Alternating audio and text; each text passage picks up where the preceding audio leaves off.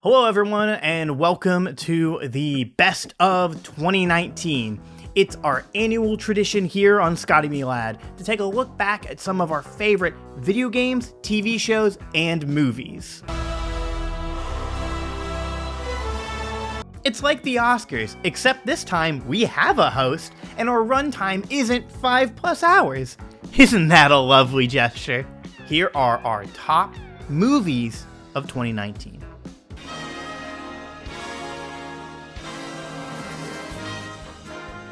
As I said before, I believe movies in 2019 were fan-freaking-tastic. You know, for a good while, I was only interested in comic book movies or animation, which isn't an issue at all. I mean, 2019 was a big year for comic book movies. Of course, Marvel Studios did a stellar job with the MCU, as they normally do, and even DC had a few standouts, like Shazam, which I really enjoyed, and of course Joker was a big hit. But in 2019, branching out of my normal wheelhouse was so worthwhile. I mean, we had Jordan Peele's follow-up to Get Out, Us, which was so much fun, as well as Laika's next film, Missing Link, which is actually my favorite animated film of the year. There were even some sleeper hits that I felt deserved more attention, like the excellent comedy Stuber, and the wildly smart mystery thriller horror movie Ready or Not. And even the Academy, which I normally have mixed opinions on, had a really great selection of nominations this year. Nearly every one of those movies I found enjoyable, inspiring, or, in Parasite's case, objectively the best movie of 2019. Now, Parasite isn't my pick. It's my number 2 movie, because my number 1 movie delighted me to my core and has become one of my favorite films ever. Rian Johnson's Knives Out. Where to even begin with this movie? Knives Out is so incredibly special to me. From the first trailer and Rian Johnson's history of making movies I really enjoy, I knew I'd like this movie. Actually, I think Rian Johnson is the first director to be featured twice on ScottyMeLad's Best Of, which is kind of cool. I don't think it's ever happened before. Now, I also know I'd like Knives Out because I have a long history of loving whodunit movies. Whodunit stories, for that matter. And then there were Nun and Clue being some of my favorites. In the case of Clue, both the board game and the movie. Whodunits are always so much fun to me. I mean, trying to figure out the mystery alongside some suave detective. And in most cases, this detective running short on time because the other suspects are getting picked off one by one. So that's what I like and what I was going into with Knives Out. But with the movie, Rian Johnson flips all of that on its head. I mean, within the end of the first act, you know the mystery and the murderer. But the rest of the movie becomes so much more than just a fun story to solve. Starting with that one choice of revealing the murderer very early on, and a plethora of other choices, such as how the movie handles characters lying, and how it handles show don't tell. Or even setting something up in the background to be paid off in the future that doesn't necessarily have to do with the story, it's just more of like character development, which is really impressive. Everything is handled with a strong level of care and a brilliance that really impressed me. My movie pick of 2019 is The Upside. I thought that it was funny yet heartwarming. It starts out with a parolee named Del Scott, played by Kevin Hart, who is down on his luck and ends up at a job interview for a billionaire widower named Philip LaCase, played by Bryan Cranston. Philip became a quadriplegic after a hang gliding accident and now is in need of 24-hour care. What began as an awkward working relationship starts to evolve into a friendship. Del shows Philip that life is still worth living. Meanwhile, we see as Del, the former con, begins to change into a caring guy who is working on reconnecting with his estranged wife and son. This movie has some scenes where they deal with the daily needs of caring for a quadriplegic, but I think it was tastefully done.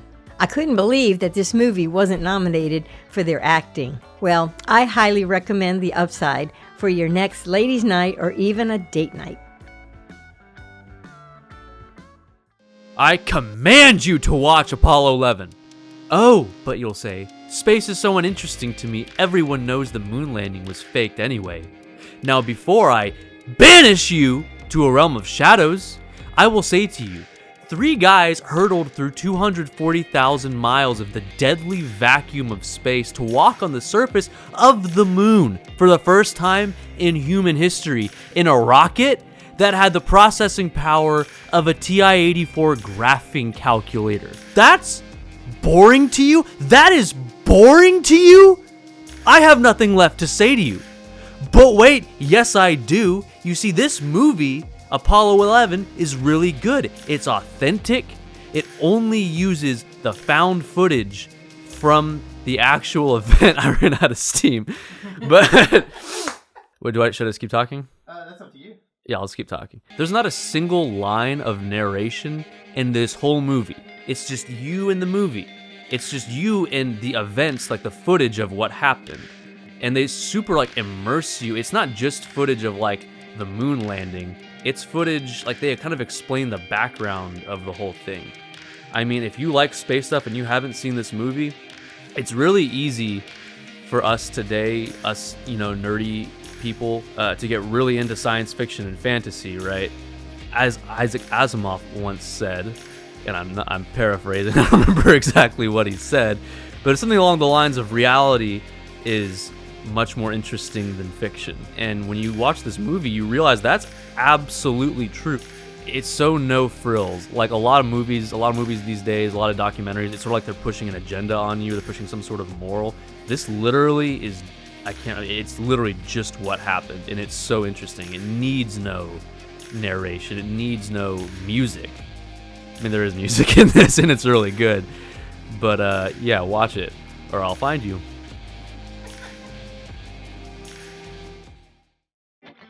My experience with 2019's whole slate of movies was a little bit different than how I've handled films in the past, in the sense that it had sort of everything. It was a balanced plate of movies for me. It had movies that I was super duper excited to see. It had movies that I felt I had to see because of all the stuff that came before it, and certain movies that I felt I just had to get out of the way because the culture was talking about it. But for my pick, I felt I had to judge it based on my personal experience with the movie. I mean to say, what movie really made me feel super duper passionate about it? What movie really changed my behavior when I left the movie theater? Well, the answer to all of these questions is one simple title: Detective Pikachu. To put it simply, Detective Pikachu wasn't a movie that I was expecting to be as good as it was. It was an entire surprise the entire time, even to this point now when I'm thinking about it. It was just so surprisingly good. It is the first live-action, studio-grade adaptation of a world of video games that shaped my childhood. And the characters were just so well done. The world of Pokemon in that movie really felt like what we all imagined as kids, what it would be like to live in that world. The story just hit a lot of beats that felt really truthful, a lot more truthful and a lot more human than other movies for a kid's audience. It was so good that by the time I left the theater, I couldn't stop talking about it. I couldn't stop raving about it. I remember saying, "Hey, this is my movie of the year." I think about it now, and out of everything I watched that year, and there were a lot of good movies that year, just this one was the best experience overall.